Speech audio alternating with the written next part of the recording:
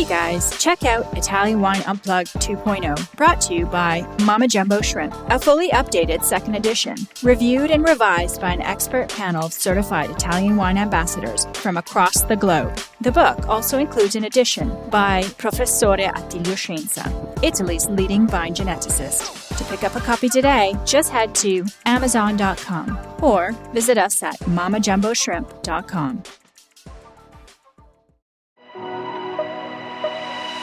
Welcome to Masterclass U.S. Market with me, Juliana Colangelo. This show has been designed to demystify the U.S. market for Italian wineries through interviews with experts in sales and distribution, social media, communications, and so much more. We will quiz each of our esteemed guests at the end of each episode to solidify the lessons that we've learned. So sharpen your pencils, get out your notebooks, and join us each week to learn more about the U.S. market. Hello, welcome to Masterclass U.S. Wine Market. Today, I'm thrilled to have the honor to welcome Karen MacNeil to the Italian Wine Podcast. For many of us, Karen does not need any introduction, but Karen is the author of the award-winning book, The Wine Bible, one of the best-selling wine books in the United States with over 1 million copies sold. The former wine correspondent for the Today Show on NBC, Karen was also the host of the PBS series Wine, Food, and Friends with Karen MacNeil, for which she won an Emmy. Karen is also considered one of America's foremost wine presenters and the creator and editor of Wine Speed, the leading digital newsletter in the U.S. for fast, authoritative information about wine. You can follow Karen at Karen MacNeil Co. on Instagram and KarenMacNeil.com. Karen and I have had the pleasure of attending some great tastings together here in San Francisco and in the Bay Area, collaborating on virtual tastings, and I'm so excited to have her on the show today. Welcome to the Italian Wine Podcast, Karen. Thanks again for being here. It's such a pleasure to be with you, Juliana. Thank you. Of course. Well, let's just get right into it because there's so much to cover in just 30 minutes. And I want to make sure we can learn all about your background and history and then talk a little bit more about what's going on, in current day to educate our audience from your perspective on wine communications and how things have changed in recent years. But let's start from the beginning. You have such an accomplished, impressive background. You've seen nearly every side of the media landscape, which is why I'm so excited for this conversation. So tell us a little bit more about the evolution of your career, how you started in writing and specifically ended up in wine writing. First of all, I started out trying to be a writer, and anyone who's ever done that knows that it's not instantaneous. And it's not easy. So as a young adult, I, at 19, had moved to New York City to try and become a writer. And over the next couple of years, collected 324 rejection slips, which wow. I know it was a lot of rejection, which I thumbtacked actually to the wall of my 5th floor walk up in a not very nice neighborhood in New York. And, at that time, I was writing about everything, politics and women's issues and social issues. And one day I got what I thought was this brilliant idea that I should try writing about food because maybe they gave you samples. And, I was on food stamps at the time. I was really poor and, the sort of the epitome of the poor struggling writer. And it was true. They did give you samples. And so my first article sold to the Village Voice. And of all things, it was on butter. Oh, wow. I know. I got paid $30, $30 ever. And, did you get some butter samples as part of that story? All kinds of butter samples. And I went out to the hip nightclub in New York, sat at the bar, ordered a bottle of champagne, which at that time you could buy for $30 a bottle, and drank the whole thing. So because you can't buy champagne with food stamps, too bad.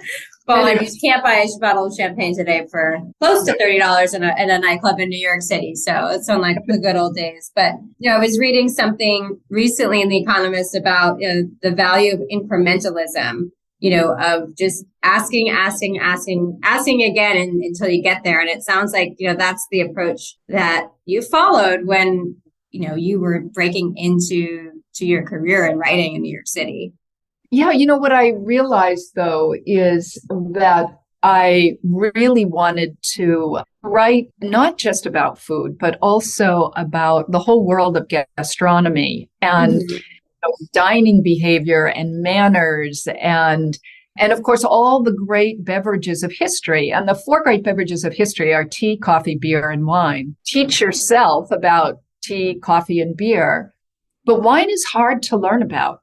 And wine takes access. And somehow you have to be able to taste a lot. And, I loved wine. I was drinking like 89-cent Bulgarian Reds and $1 Liebfraumilch at the time.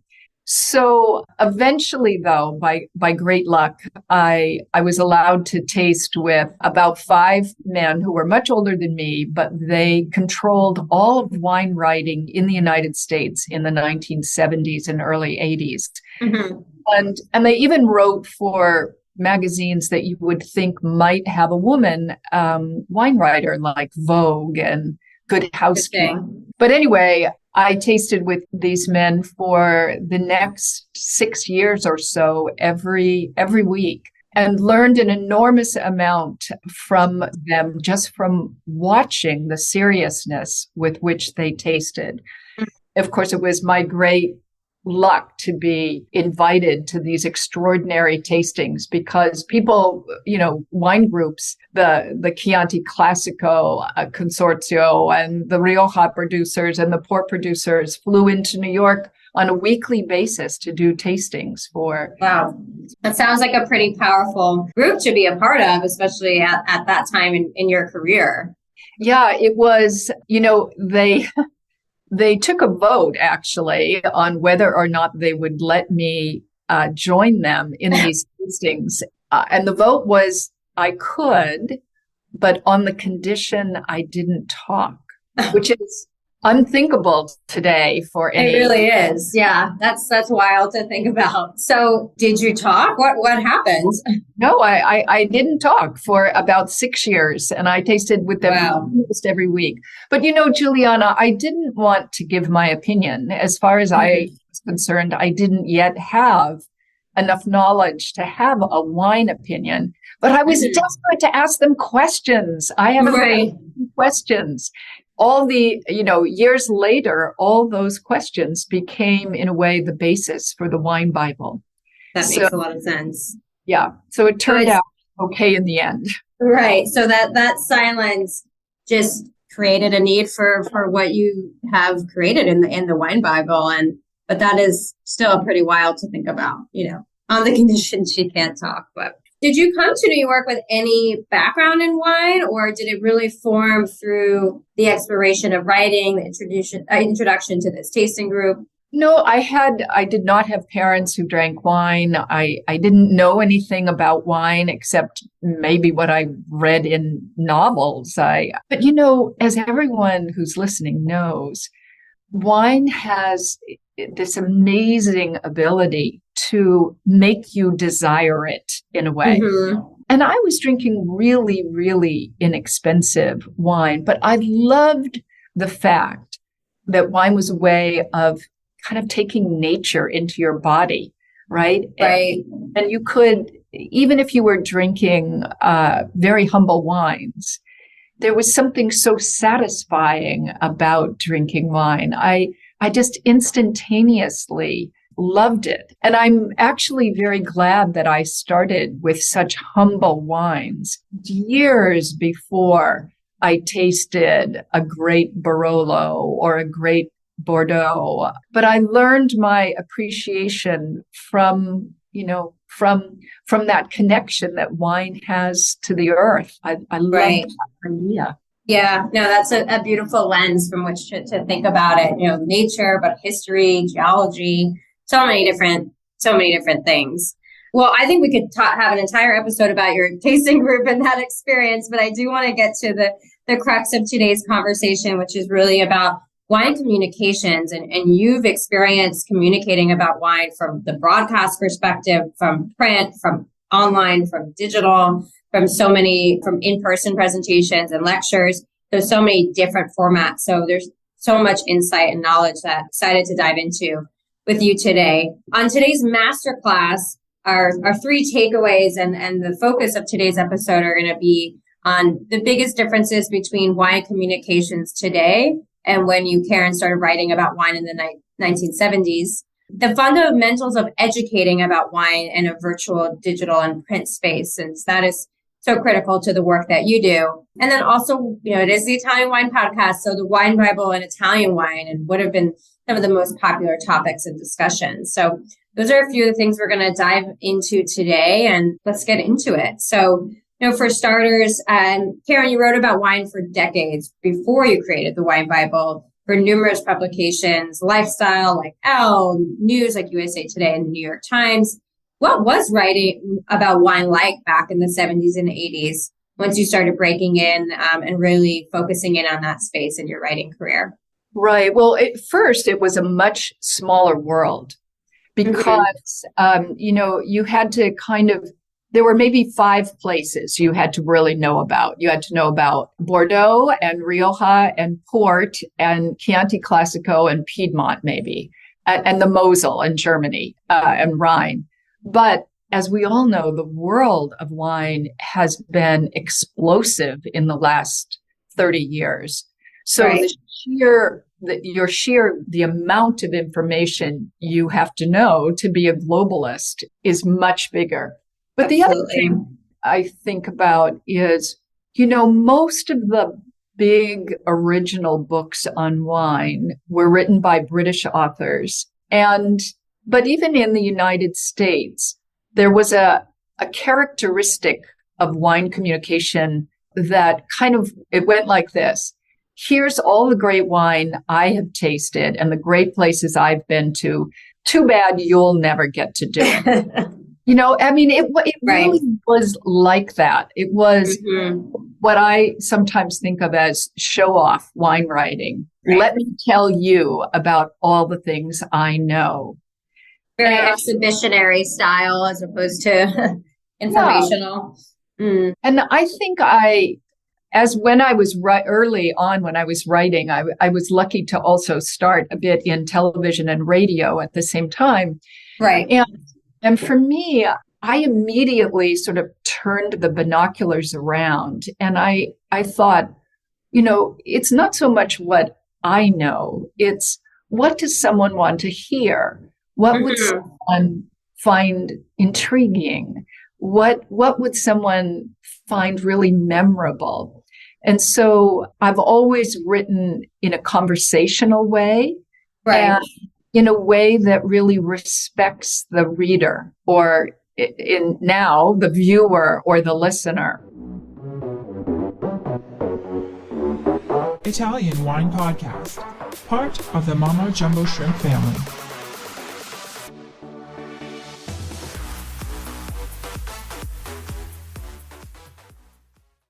Right.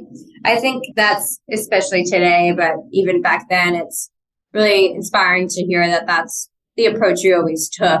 And I wonder if that had something to do with your own experience, sitting in that tasting group and not being allowed to ask questions, but seeing the need for that more conversational style, a more approachable style of communicating about wine. Well, it really worked in the US in particular, because in some places, wine is very, classist. You have to be of a certain class to allowed to be in the club, so to speak. But that doesn't ring right in America. I don't think Americans really feel comfortable when wine is presented that way. And so the Wine Bible became, in a sense, the first big book that had an American sensibility. And also the Europeans, and in particular the British too, they presume a familiarity with European geography that Americans didn't have. I mean, I remember myself thinking, Macon, Meursault, Montagny, like, where are these places? Right. So I was really careful to not be insulting to my readers by assuming that, of course, they would know that Siena is south of Florence or whatever, right? Right. How would you say that the Wine Bible, when it was first published, was received both, here in the US, but also abroad, knowing that you were taking a pretty different approach from the other wine books that were out there, on the market? Well, when my publisher, Peter Workman, the late Peter Workman of Workman Publishing, who they've always been my publisher, and when he told me that the first Wine Bible was published in 2001, and I remember sitting in his office and he said, we're going to print 1,000 copies. And I said, Peter, don't. I don't even have 1,000 friends, right? I had, it had taken me 10 years to write the first edition of the Wine Bible, but all that time, I didn't expect it to sell. It was in a sense, the book I wished I'd had, my gift to the wine world. But I thought, and in those, it is still true that the average wine book in the United States sells about 8,000 copies. So to be close to 1 million copies is just incredible. I'm still surprised in a way. It's amazing. So 10 years writing that first edition. Wow. Was it something you were working on very full time, or was it more, part time as you were working other jobs? So tell us a little bit about that process of putting together the first edition. Yeah, I was not writing full time, but on the other hand, the ability to get information was much slower then. Right now, if you want to know how many wineries are there in Sicily, you can Google how many wineries are there in Sicily. But back then, you had to have what I call, and I still have, my golden Rolodexes, right? 8 giant wheel Rolodexes of contacts of people who knew people who knew people. The whole, you had to be a really good researcher. And I remember, because much of the research, even in the 90s, you did by phone and by fax, not by the internet. At one point, I had something like 40 running feet of legal transfile boxes filled with research. That kind of old style research is almost non-existent today. In fact, it was very funny. A few months ago, when we were still, I guess this was more than a year ago, when we were still putting the finishing touches on the third edition, I said to someone who works for me, we were talking about a certain law in Europe. And I said, okay, so call the EU and find out. And this young person started laughing. She said, call the EU? And I said, yes, call the EU. They have a phone, I'm sure. Yeah. But my gosh. That's the way research used to be done. And I will tell you that I still love doing that kind of research in person.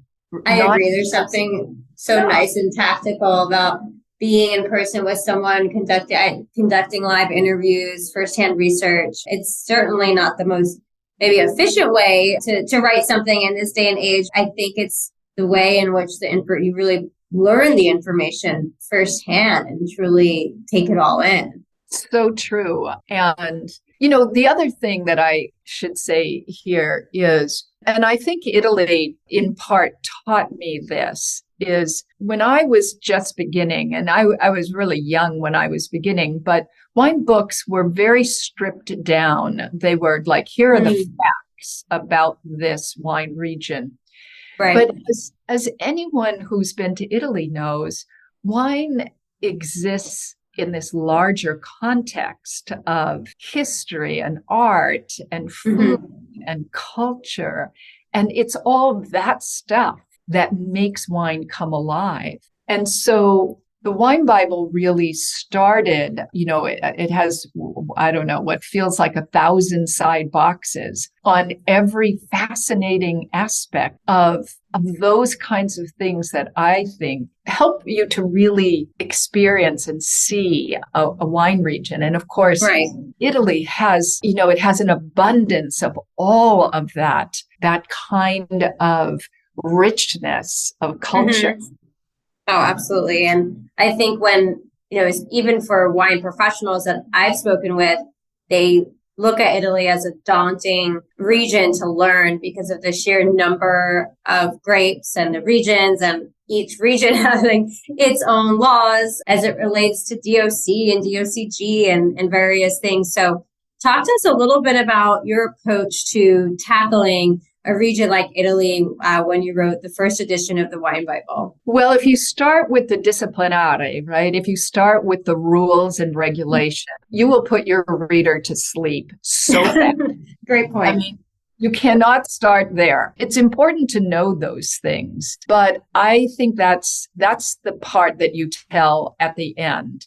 It's important to start with what people know and love, which is flavor, and how wine fits into maybe the larger flavors of a place and a region. And often you can get into there through food. I was writing something in Wine Speed, my digital newsletter, last week, and I said about a certain wine, the first line was, "This wine makes me wish I had an Italian grandmother."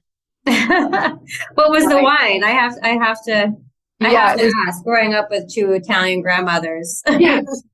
It was Masolino from Piedmont, Masolino Nebbiolo. Oh, beautiful. Yes. And I thought, and it was true. I suppose I could have tried to tell, the legal definition between Nebbiolo Langhe and the fact that it was exactly a Barolo, but made from the same grape variety, on and on and on.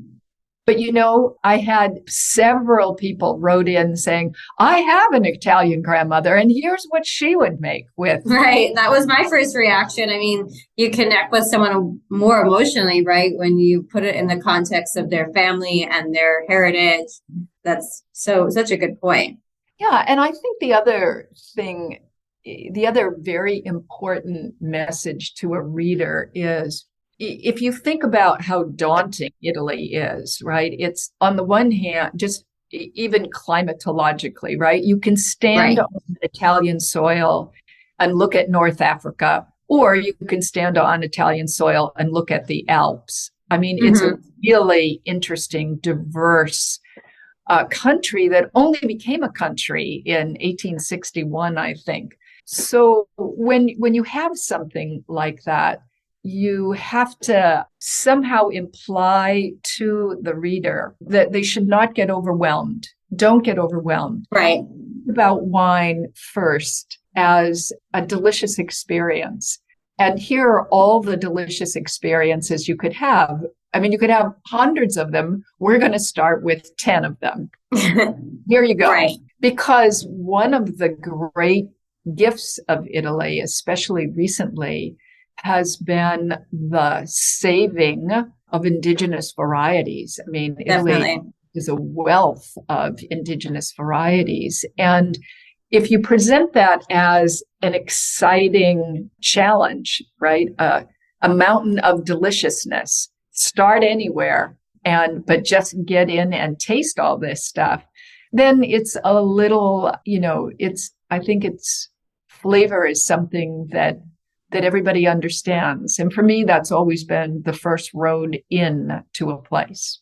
Yeah, I think that's such a good point to remember for all of us in the wine industry, because I think we forget to ask that question oftentimes, because we taste wine, quote unquote, professionally, but to just, what does it taste like? I feel like that's not a question that comes up in your average wine industry conversation. But when I talk to friends that aren't in the wine industry, that is typically one of the first things they ask me is, well, what does it taste like? And that it's so right and so important that we have to start with flavor and what it's going to impart on the drinker to try to teach someone about wine. So I love that you've always taken that approach. And, Italy, especially to me, has a leg up in terms of the cuisine and the heritage being very popular among Americans, right?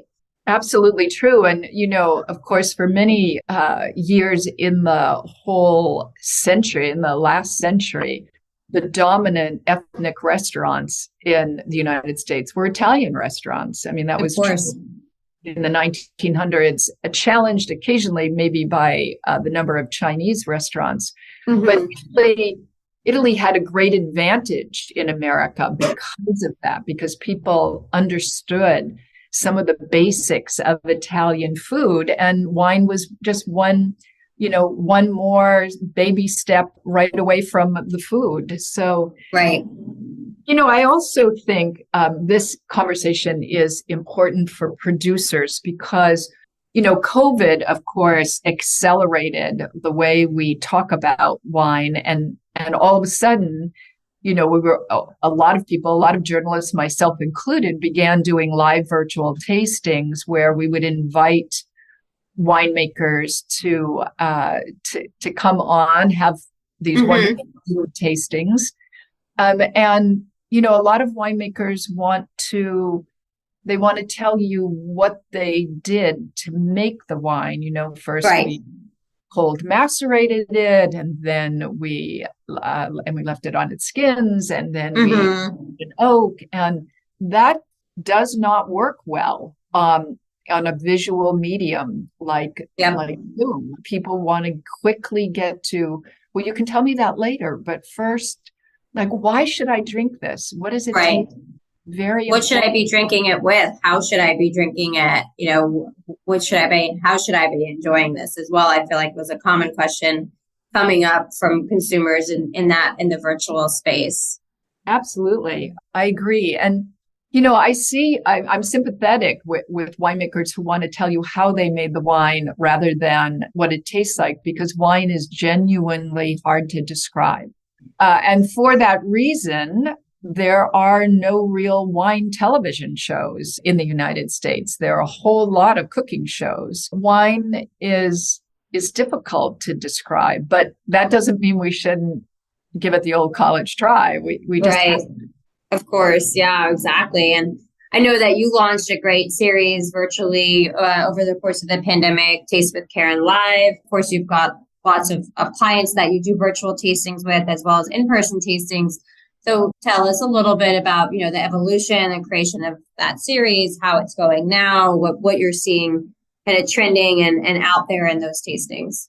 Yes. Well, I suppose like everyone in the US who works in the journalism field, when 2020 rolled around and we all now had the words pandemic and COVID became dominant words in the language. We all thought, I can remember in February and March of that year thinking, well, this will be over by summer, right? And so, yes, business, lots of events went away, lots of in-person events, of course, went away. When summer rolled around and COVID showed no signs of going away, I realized it was time to dust off the old television and radio channels and start doing these live virtual tastings. So we began doing them quite often. I think we did something like 200 in the first year and 400 in the second year. It was great because I think winemakers were getting the hang of it too. And they realized that one of the best things for a winery is that you can reach a lot of people quite economically. Absolutely. Yeah. And if you have a good interviewer, someone who isn't going to, I don't know, they're not going to challenge you in a negative way. They're going to keep coaxing out of you all of the great information, and their own excitement for the wine matches the winemakers, then viewers get caught up in that excitement too. And it is like television. I've really loved that. And even though, the United States has certainly been open, quote unquote, now for Right. a long time. For our business, we do a lot of video. We still do a lot of live virtual tastings with winemakers around the world. And Exciting. Here to stay. Yeah. I think it's one of the silver linings of the pandemic that, we took as a wine industry, digital communications took a big leap forward, right, in our industry and brought some really efficient, but also great ways to connect wine to consumers and to connect people from around the world. So I feel like that's something that we definitely see as being here to stay. And, as a group, I think Italian vintners are terrific because the Italians and the Australians both know how to have fun on television. Oh, yes. Yeah. That's for sure. Absolutely. Very fun. Yeah. So as we come to the close of this episode, and I wish we had more time, but Stevie keeps us on a time limit here on the Italian Wine Podcast. I do want to do our quiz, and I love your quizzes in Wine Speed every Friday. I look forward to challenging myself with them every week. So, Karen, we're going to turn the tables and do a quick quiz to you. 3 questions, and please try to answer in 1 or 2 sentences or less. So, question number 1, what are the biggest differences between wine communications today when you started writing about wine in the 1970s? I think producers have to be more well diversified in understanding how video in particular works in an overall communication strategy in terms of how they tell their story. Absolutely. Video is king these days, and I think is here to stay. Number 2, what are the fundamentals of educating about wine in a virtual and digital space to consumers? Yeah, I think the story matters so much. The recipe behind the wine matters much less than the emotional story behind why you, Mr. Producer or Ms. Producer, what is it that you love about wine? Why should we fall in love with your wine? What were all of your challenges? How did you come to create this wine? I think producers have to really think through their story and why their story is compelling. Absolutely. Storytelling is so fundamental.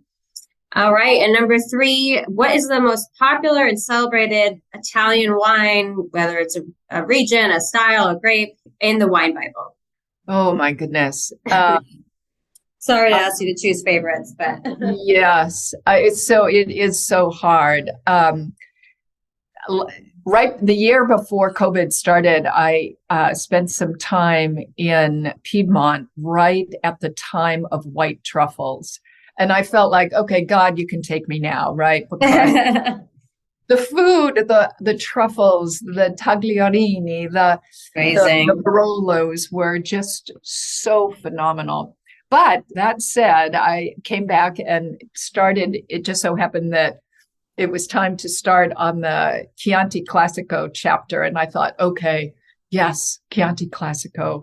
How fabulous a wine is that? I mean, it's just has so much phenomenal history. Absolutely. So I think both Piedmont and Tuscany, although, man, the wines of Sicily, Mount Etna are so good right now. I know, it's hard to pick one. That was a tough question. Yes. Yes. Thank you so much for joining us today on Masterclass US Wine Market on the Italian Wine Podcast. How can our listeners connect with you, reach you, engage with you? We are on all platforms as Karen, #Karen MacNeil Co. You can also take a look at winespeed.com, our free digital newsletter. We have about 40,000 subscribers. We'd like you to be a part of them. And then KarenMacNeil.com. You can see what we're up to there as well. Fantastic. Well, thank you again, Karen. We so appreciate your time today and for being here with us. My pleasure, Juliana. Thank you. Thank you. Thank you for joining me today. Stay tuned each week for new episodes of Masterclass US Wine Market with me, Juliana Colangelo. And remember, if you enjoyed today's show, hit the like and follow buttons wherever you get your podcasts.